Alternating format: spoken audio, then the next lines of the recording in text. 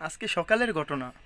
সকালবেলায় এই দুর্ঘটনাটা ঘটছে। এটা হচ্ছে আপনার টাঙ্গাইলের আগে যাইতেছি, হঠাৎ করে দিয়ে এই দুর্ঘটনা। বাসটা এসি বাস, শ্যামলী পরিবহন। একবারে সামনের সাইড, ড্রাইভারের যে সাইড, টাকের মধ্যে কিন্তু আপনার পাইপ পুরো সম্পূর্ণ ঢুকে গেছে ভিতরে। ড্রাইভার কেমন আছে এটা বলতে পারি না আমি। পিক আপ পিক আপটাও কিন্তু মার খেয়েছে, দেখছেন। মোট 3টা গাড়ি কিন্তু ক্ষয়ক্ষতি হয়েছে। আসসালামু আলাইকুম রহমতুল্লাহি ওবারাকাতু। মূলত কথা হচ্ছে যে আমি আপনাদেরকে বরাবর ভিডিও দেই, তো অনেকদিন যাবৎ ভালো কোনো ভিডিও পাচ্ছেন না বা দিতে পারতেছি না। বিষয়টা হচ্ছে যে অ্যাক্সিডেন্ট, কিছু সময় অ্যাক্সিডেন্ট যখন দেখি তখন আসলে মনেই চায় না যে গাড়ি চালাই।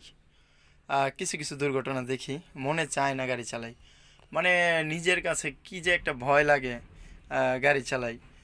তারপরেও আসলে কর্ম একটা শিখছি, আহ, তাই করি।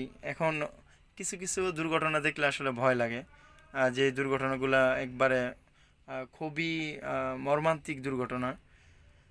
আপনারা দেখবেন একটু সময়কে বাঁচানোর জন্য বা একটু তাড়াহুড়া করে যাওয়ার জন্য আপনার যখন ঘুমে ধরে তখনও কিন্তু আপনি না ঘুমিয়ে গাড়ি চালান, তাই কিন্তু এই দুর্ঘটনা ঘটে। আসলে ঘুমটারে কিন্তু ভালো করেই একটা প্রাধান্য দিতে হবে। যখন আপনার ঘুমে ধরবে তখন ঘুমায়েই গাড়িটা চালানো উচিত, নয়তো কিন্তু এইরকম দুর্ঘটনা ঘটবে।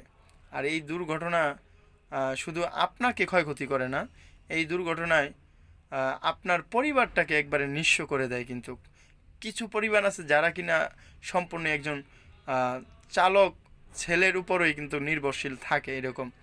তো সেই ফ্যামিলিটা পুরোই কিন্তু একটা ক্ষয়ক্ষতির মুখে পড়ে যায়।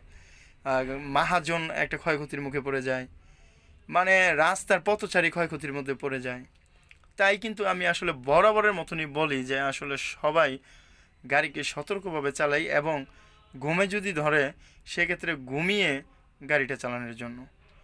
আসলে ঘুম যদি না ধরে, ঘুম যদি চোখে না থাকে, সেক্ষেত্রে কিন্তু অ্যাক্সিডেন্ট খুবই খুবই কম হয়। এটা আমার আমার জানা মতে, আমি যতটুকু আমি বুঝি, আমি দেখছি। তো সবাই ঘুমিয়ে গাড়ি চালাবেন, এটুকু আমার অনুরোধ রইল সবার। সবাই সবার কাছে। ভালো থাকবেন, সবাই সুস্থ থাকবেন। আসসালামু আলাইকুম ওয়া রাহমাতুল্লাহি ওয়া বারাকাতুহু।